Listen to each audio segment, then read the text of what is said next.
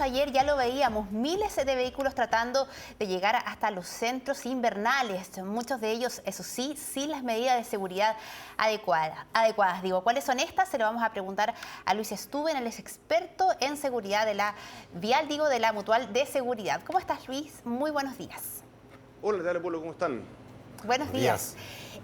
A ver, partamos por el ABC de un vehículo, de un auto, a la hora que una familia tiene que salir. ¿En qué debo fijarme sí o sí, independiente de cuál sea mi destino? Me imagino, no sé, los limpiaparabrisas en esta época de invierno, los neumáticos. ¿Por qué no nos cuentas en qué nos tenemos que preocupar especialmente? Bueno, efectivamente, como tú dices, Natalia, lo clave es planificar primero que todo el viaje y en ese sentido, insisto, como tú decías, revisar limpiaparabrisas, frenos y neumáticos principalmente, además de las luces. Ya entendamos que las luces juegan un rol fundamental al momento de poder indicar o señalizar lo que uno va a hacer y de esa manera indica también hacia otros conductores cómo reaccionar. Claro, hay un antes y un durante, ¿no es cierto?, en esta preparación. Y hay un par de elementos que obviamente es necesario que tiene que ver con la conducción con lluvia y la conducción con nieve, a las cuales no estamos, por supuesto, acostumbrados. Hay que, en el caso de la montaña, por ejemplo, ir preparado, me imagino, siempre para eso. ¿Y de qué manera? Bueno, en el caso de la montaña, lo que hay que analizar es la tracción del vehículo y dónde está la tracción, ¿ya? O sea, si tiene o no y dónde está. Eso es clave al momento de poner las cadenas, es decir, si la tracción está en las ruedas delanteras, se necesita poner las cadenas en esas ruedas. Otro tema importante respecto a las cadenas es que se estila mucho entre familiares o vecinos prestarse cadenas. Y la verdad es que las cadenas correctas o adecuadas dependen en gran medida de la medida del neumático. Por lo tanto, si un vecino familiar tiene un auto más chico o con neumáticos más chicos, probablemente esas cadenas no calcen con otro auto que estemos utilizando para subir a la nieve. Luego, otras recomendaciones también respecto de la nieve o incluso en el caso de la lluvia, es principalmente bajar la velocidad. Ya recordemos que la velocidad es la principal causa de muerte en tránsito en nuestro país y en ese sentido, más allá del límite establecido por la ley, lo que se necesita es tener una velocidad adecuada a las condiciones, al entorno en el que estamos situados. Y en ese contexto, si hay hielo, nieve o también en el caso de las lluvias, bajar la velocidad, si es necesario, más abajo de 30 km por hora, para tener siempre el control del vehículo. Hemos visto algunos videos, sobre todo en Coyhaique o también en la montaña, donde hay personas que, a pesar de tener tracción, pierden el control del vehículo. Eso es justamente lo que hay que evitar a través del buen uso de las cadenas. Luis, ¿qué hay respecto al peso que adquiere un auto? Porque hay personas que, no sé, llevan bicicletas, más los integrantes de la familia, para qué decir la mascota. ¿Es importante eso? Hay que ver cuánto uno carga el auto, sobre todo si va a lugares como cerros, por ejemplo.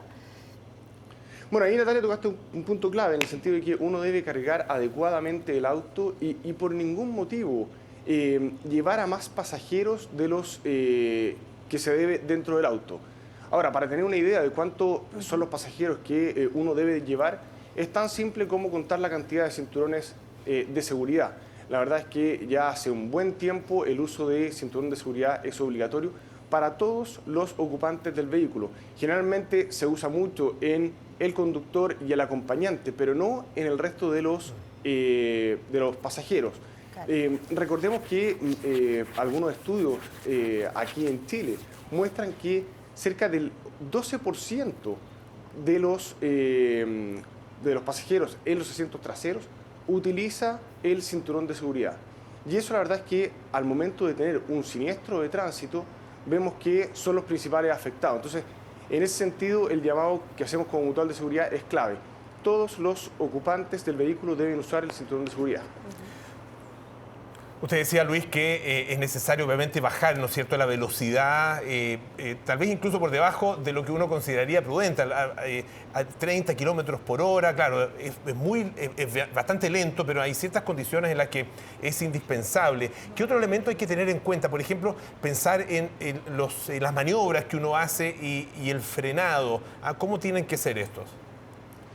Bueno, al momento de iniciar la marcha, no iniciarla de manera rápida, es decir, tiene que ser de manera gradual o paulatina.